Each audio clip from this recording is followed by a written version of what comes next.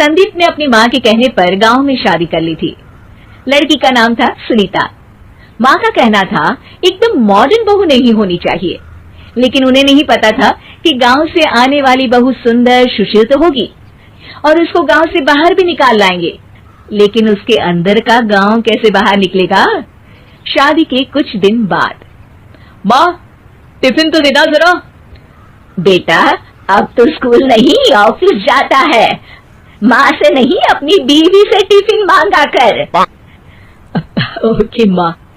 Sunita tiffin ले आओ। 1 kilo tiffin, इसके अंदर पिस्ता डाल दिया है। पिस्ता? पिस्ता क्यों? सास जी ने बोला था ना कि आपको पिस्ता बहुत पसंद है। ओहो, मैंने पिस्ता नहीं पास्ता बोला था, पास्ता। पास्ता? कहीं होता है पास्ता? अरे बेटी तू रहने दे, मैं बना दूंगी। अच्छा किया कि पाव भाजी बनाने का नहीं बोला, वरना किसी के पाव बना देती है। सुनीता को बुरा लगता है, लेकिन उसकी नादान हरकतें कम नहीं होती। ऐसे ही एक दिन, अरे तुमने ये क्या लगाया है? अरे आप वो फूस फूस करके लगाते हैं ना, वही। डियो? का दियो? किसको दियो? अरे वही ना जिससे खुशबू आती है। हाँ हाँ सही पकड़े हैं। अच्छा लेकर तो आना। कौन सा डियो लगाया तुमने? अभी लेकर आते हैं जी। संदीप की बात मानकर सुनीता अंदर से खुशबू वाला फुसफुस लेकर आती है। OMG! OMG मतलब ओ माय गणेश ना। अरे OMG छोड़ो, और ये खुशबू वाला फुसफुस की बात कर रही थी तुम? हाँ इसी की, फिर से सही पकड़े हैं। अरे देवी, लेकिन आप सही नहीं पकड़े हैं, ये डियो नहीं है। डियो नहीं है तो क्या लियो है? अरे ये रूम फ्रेशनर है, जिसको कमरे में छिड़कते हैं, खुद पर नहीं। कोई बात नहीं, माँ कहती थी आत्मा किराएदार है, शरीर एक किराए का कर्म। हम शरीर पे ये डालिए तो क्या फर्क पड़ जाएगा।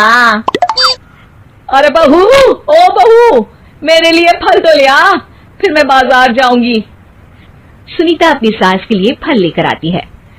अरे बेटा, पपीता, तरबूज और सेब फल ऐसे कैसे खा लूं? काट कर तो ले आ। माँ जी, मेरे गांव में तो खेत से उठा के सीधा खा लेते हैं। अरे ये तेरा गांव नहीं है ना। अरे संदीप, तू ही कुछ समझा देना इसको बेटा। मैं कैसे समझाऊं माँ, ये तो माइक्रोवेव को भी भट्टी बोलती है। कल मैंने बोला हाय कैसी हो, तो बोलती है किसी को हाय नहीं लगानी चाहिए। अरे सुनीता, तेरा क्या होगा? अभी तो कैसे बताऊं माँ जी, अभी हम कुछ करेंगे फिर पता चलेगा क्या होगा, लड़का या लड़की। हे भगवान, कहाँ से आ गई है? रामपुर से जी, आप ही तो लेकर आए थे मुझे। अरे मुझे माफ कर दो। पहले कोई गलती तो करिए जी, आपकी तो सारी गलती माफ कर देंगे हम। हाँ अरे बहू, मेरी बात सुन, फल यानी कि फ्रूट जब भी लाए ना तो काट कर लाना, ठीक है? जी ठीक है माँ जी, फल यानी फ्रूट यानी काट के लाऊंगी। सुनीता रोज ही कोई ऐसी हरकत कर देती जिसकी वजह से उसे घर में 2 बातें सुननी पड़ती।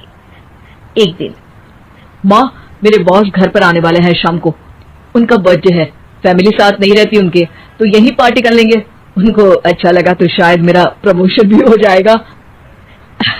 मैं ना फ्रूट केक लाकर फ्रिज में रख दूंगी और तेरे साथ आज खाना मैं बनाऊंगी, ताकि जब साहब आए तो खाने में कोई गड़बड़ ना हो। शाम को जब सारी तैयारियां हो जाती है, संदीप के साथ बड़े साहब भी घर आते हैं। फ्रूट केक तो ले आना बहू, फिर खाना खाएंगे। अरे इस सब की क्या जरूरत थी, आपने बुलाया वही काफी है। सर, आपका परिवार शहर में नहीं है तो हम ही आपके परिवार जैसे हैं सर। इतने में ही सुनीता फ्रूट केक लेकर आती है और बड़े साहब की टेबल पर रख देती है, और जैसे ही केक के ऊपर का बॉक्स हटाती है, ओह, ये क्या है? केक तो कटा हुआ है। मैं तो ऐसा नहीं लाई थी। आप मुझे शाबाशी दे सकती है माँ जी, मैंने ही केक काट दिया। आपने कहा था ना, फल यानी फ्रूट यानी हमेशा काट के लाना, तो फ्रूट केक भी तो फ्रूट ही है ना, तो मैंने पहले ही काट लिया। हूं ना मैं समझदार। अरे बहू, ये क्या किया? केक हमेशा वही काटता है जिसका जन्मदिन होता है। तुझे एक बात भी समझ नहीं आती, एक नंबर की बेवकूफ है। पूरा माहौल बिगड़ चुका था। संदीप को लगने लगा था कि साहब उसे प्रमोशन तो दूर की बात है, कहीं डिमोशन ना दे दे, लेकिन साहब बीच में ही बोल पड़ते हैं। अरे अरे, कोई बात नहीं, ये इनकी बेवकूफी नहीं है, इनका भोलापन है। बेटा, आप कहाँ से हो? रामपुर गांव से। अरे वाह, गांव से? फिर तो आपके गांव में ताजे फल और सब्जियां मिलते होंगे। हाँ, सही पकड़े हैं। हम तो काटते भी नहीं, सीधा खा लेते हैं। मैं ना एक बार तुम्हारे गांव घूमने जरूर चलूंगा। क्यों संदीप, ले चलोगे ना? मुझे गांव घूमना बहुत पसंद है। बस फिर क्या था, संदीप और सास दोनों खुश हो गए, क्योंकि साहब को सुनीता ने गांव की बात करके खुश कर दिया था। अब संदीप का प्रमोशन पक्का था। शिक्षा, कभी भी किसी भी गलती पर घबराना नहीं चाहिए। हो सकता है कि उस गलती की वजह से आगे बड़ा फायदा हो जाए।